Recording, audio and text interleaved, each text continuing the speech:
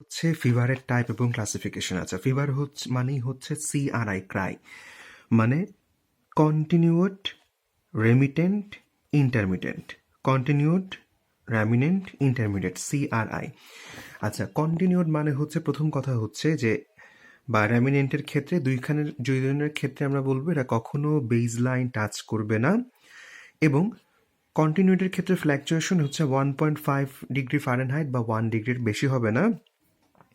আর রেমিটেন্টের ক্ষেত্রে হচ্ছে আমাদের 3 ডিগ্রি ফারেনহাইট বা হচ্ছে 2 ডিগ্রির বেশি হচ্ছে ফ্ল্যাকচুয়েট করবে।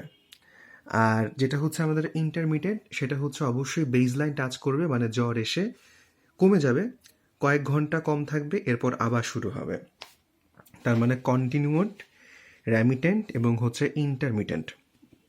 আচ্ছা, কন্টিনিউড আবার বলি বেজ লাইন টাচ করে না এবং হচ্ছে আমাদের ফ্ল্যাকচুয়েশন 1.5 ডিগ্রি বা 1 ডিগ্রি সেলসিয়াসের বেশি হবে না, 1.5 ডিগ্রি ফারেনহাইট বা 1 ডিগ্রি সেলসিয়াসের বেশি হবে না। যেমন হচ্ছে typhoid, typhus, meningococcal meningitis, rheumatic fever, drug fever. তাহলে 1 ডিগ্রি সেলসিয়াস বা 1.5 ডিগ্রির বেশি বাড়বে না হচ্ছে, এবং কন্টিনিউয়াসলি জ্বর থাকবে টাইফয়েড, টাইফাস, মেনিঙ্গোকক্কাল মেনিনজাইটিস। মেনিনজাইটিসের মধ্যে মেনিঙ্গোকক্কাল মেনিনজাইটিস, ফিভারের মধ্যে রিউমেটিক ফিভার এবং হচ্ছে আমাদের ড্রাগ ফিভার। দেন আমরা বলবো হচ্ছে আমাদের রেমিটেন্ট, বেজ লাইন টাচ করবে না, ফ্ল্যাকচুয়েশন 3 ডিগ্রি ফারেনহাইট বা হচ্ছে 2 ডিগ্রি সেলসিয়াসের বেশি হবে। মানে একবার জ্বর আসছে 100, এরপর হচ্ছে 103-4, তার মানে হচ্ছে এরকম একেবারে অবস্থা খারাপ অবস্থা হবে। তো সেটার মধ্যে আমরা বলবো যাবতীয় পুজ হবার কাহিনী, যেমন পায়োজেনিক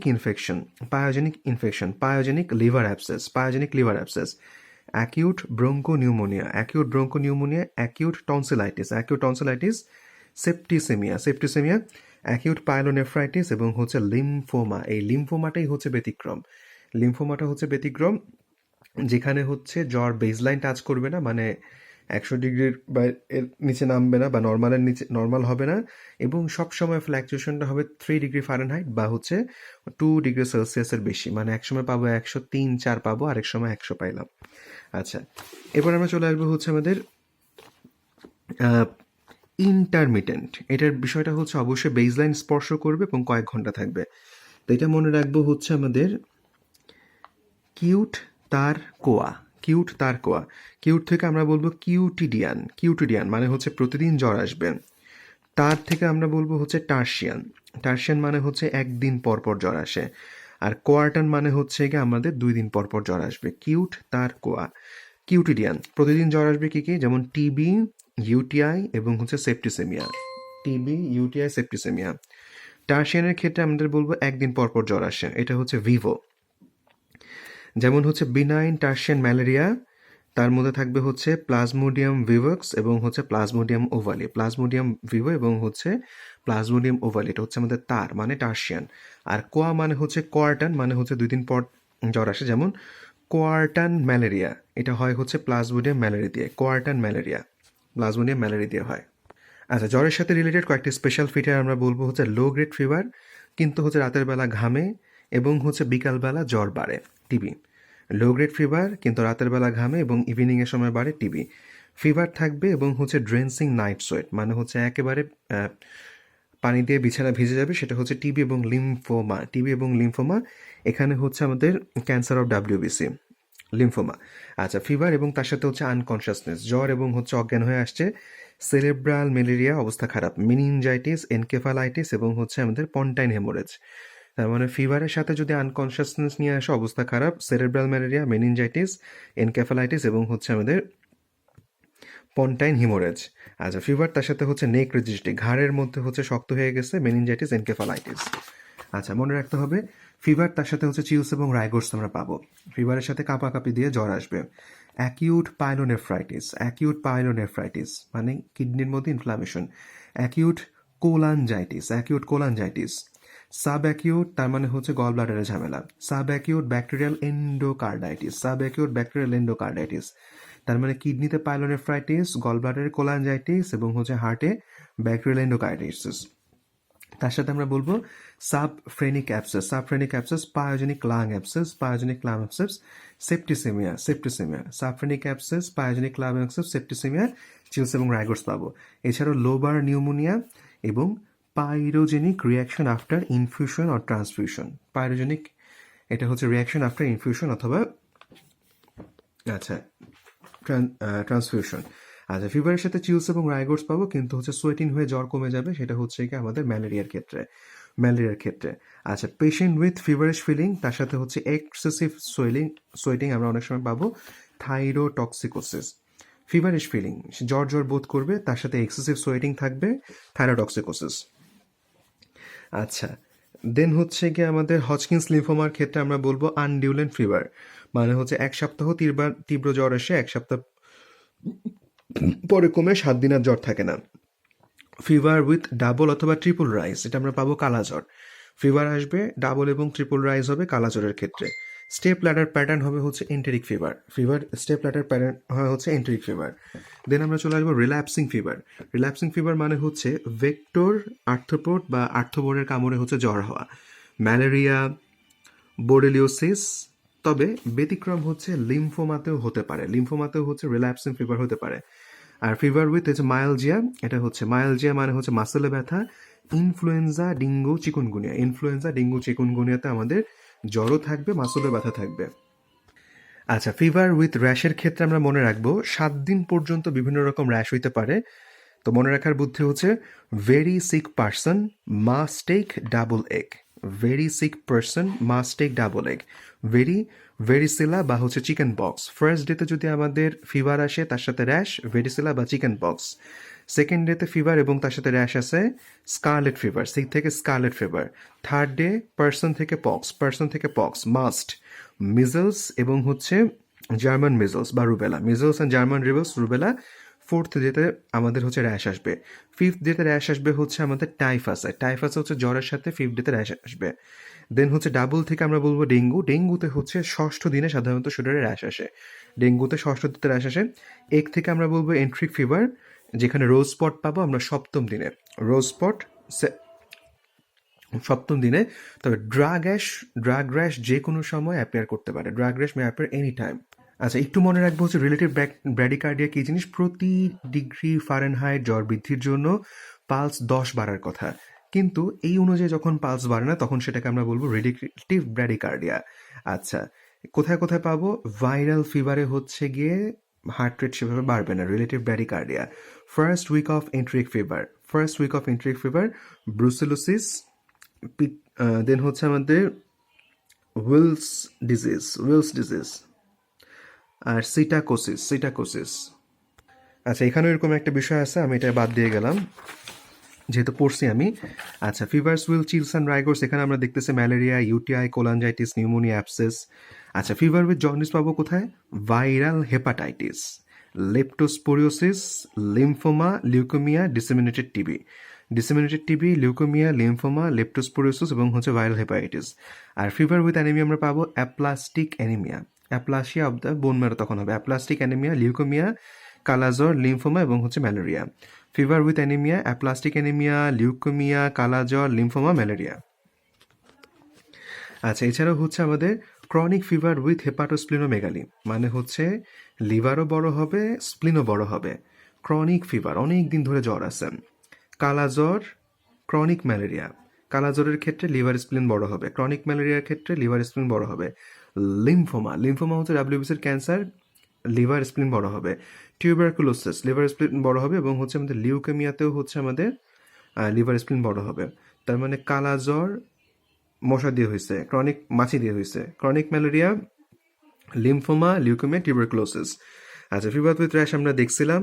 দেন হচ্ছে কজ অফ, এটা হচ্ছে PU, pyrexia of unknown origin, যেমন টিবি, এটা হচ্ছে এন্ডোকার্ডাইটিস, লিভার অ্যাবসেস, কালাজ্বর, এগুলো অনেক কিছু আছে, জানবো আমরা। আচ্ছা, কজ অফ, এটা হচ্ছে হাইপার পাইরেক্সিয়া, টেম্পারেচার যখন 107 ডিগ্রি ফারেনহাইটের বেশি হবে। Cerebral malaria, pontine haemorrhage, heat stroke, septicaemia, lobar pneumonia, atropine poisoning এবং হচ্ছে অ্যাকিউট পাইলোনেফ্রাইটিস, একেবারে অবস্থা খারাপ। আচ্ছা, আমরা এখন চলে আসবো হচ্ছে জন্ডিসের ক্ষেত্রে। নর্মাল বিলিরুবিন হচ্ছে 0.3 থেকে 1 মিলিগ্রাম পার ডেসিলিটার। আচ্ছা, যদি আমাদের মোর দেন 3 মিলিগ্রাম পার ডেসিলিটার হয়, তখন সেটাকে আমরা বলবো হচ্ছে গিয়ে জন্ডিস। আর ল্যাটেন্ট জন্ডিস যদি আমাদের হয়, মাইক্টা jaundice, less than 3 milligram per decilitre, মানে বিলিরুবিন বেশি আছে কিন্তু 3 ক্রস করে নাই।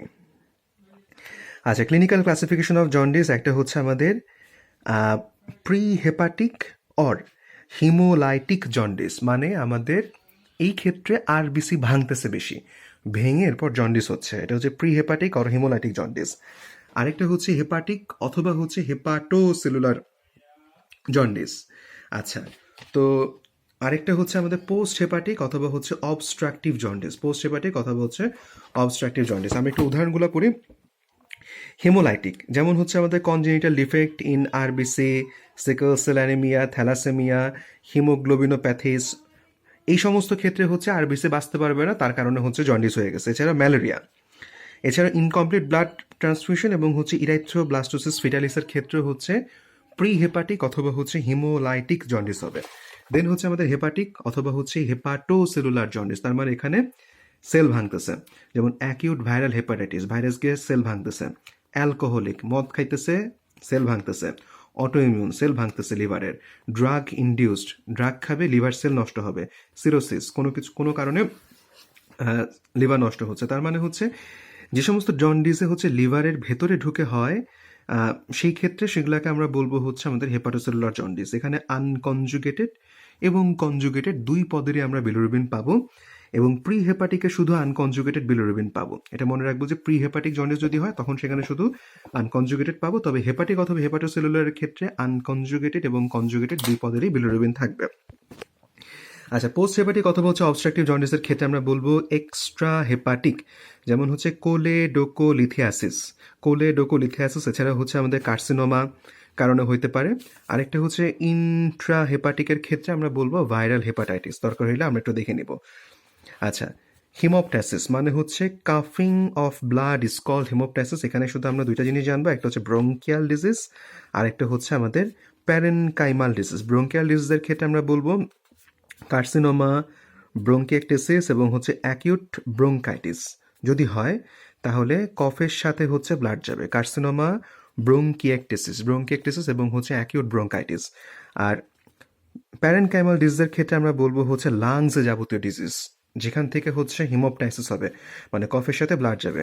Tuberculosis, suppurative pneumonia, lung abscess এবং হচ্ছে আমাদের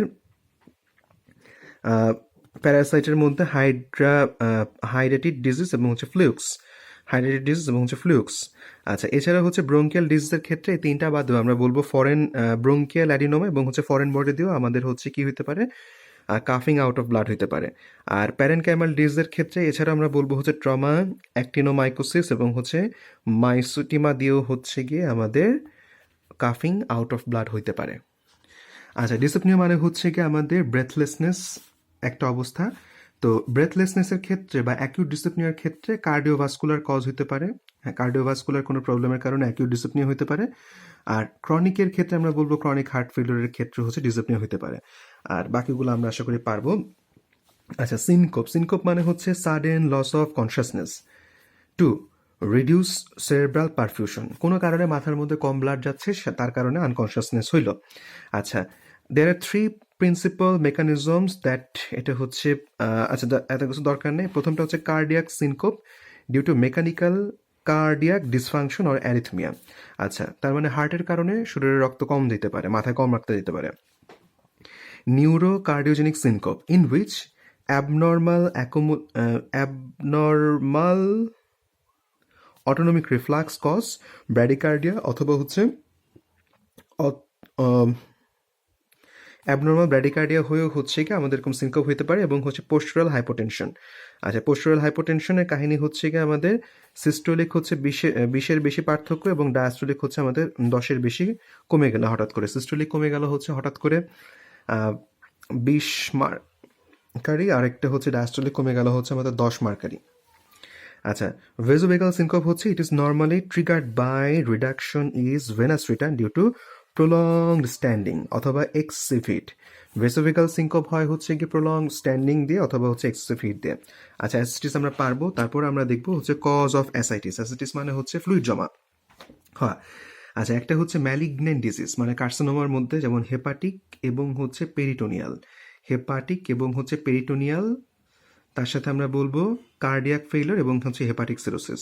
হেপাটিক পেরিটোনিয়াল ম্যালিগনেন্ট ডিজিজের ক্ষেত্রে আমরা বলবো হেপাটিক এবং পেরিটোনিয়াল। এছাড়া হচ্ছে কার্ডিয়াক ফেলিওর যদি হয় তাহলে সেখানে অ্যাসাইটিস হবে, হেপাটিক সিরোসিস যদি হয় তাহলেও সেখানে অ্যাসাইটিস হবে।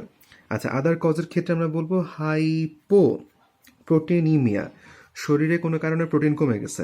প্যানক্রিয়াটাইটিস, তার জন্য হচ্ছে অ্যাসিডিস হতে পারে। লিম্ফ্যাটিক অবস্ট্রাকশন, কোনো একটা লিম্ফ্যাটিক অবস্ট্রাকশন হয়েছে, তার জন্য অ্যাসিডিস হবে। দেন হচ্ছে hepatic venous occlusion, hepatic venous occlusion, তার জন্য হচ্ছে গিয়ে আমাদের অ্যাসিডিস হবে। আচ্ছা, এছাড়াও হচ্ছে আমাদের রেয়ার কজের মধ্যে আমরা বলবো মিক্স সিনড্রোম। মিক্স সিনড্রোম এবং হাইপোথাইরয়েডিজম দিয়েও অনেক ক্ষেত্রে হাইপোথাইরয়েড মানে হাবাগোবা দেরও হচ্ছে এরকম ঝামেলা হতে পারে। আচ্ছা, মিক্স সিনড্রোমের কাহিনী হচ্ছে এটা হচ্ছে একটা বিনাইন ওভারিয়ান টিউমার, আর এটার কারণেও হচ্ছে আমাদের প্লুরাল ইফিউশন হতে পারে। আচ্ছা, মিক্স সিনড্রোম হচ্ছে association of a right pleural effusion, right লাংয়ের মধ্যে প্লুরাল ইফিউশন পাবো, with or without ascites and a benign ovarian tumour পাইলে তখন সেটাকে আমরা বলবো মিক্স সিনড্রোম। আচ্ছা, অ্যাসাইটিক ফ্লুইড, এটা হচ্ছে অ্যাপিয়ারেন্স এবং অ্যানালাইসিস যদি আমরা করি তাহলে বিভিন্ন জিনিসপত্র পাবো। তো এর মধ্যে এতটুকুই জানা লাগবে।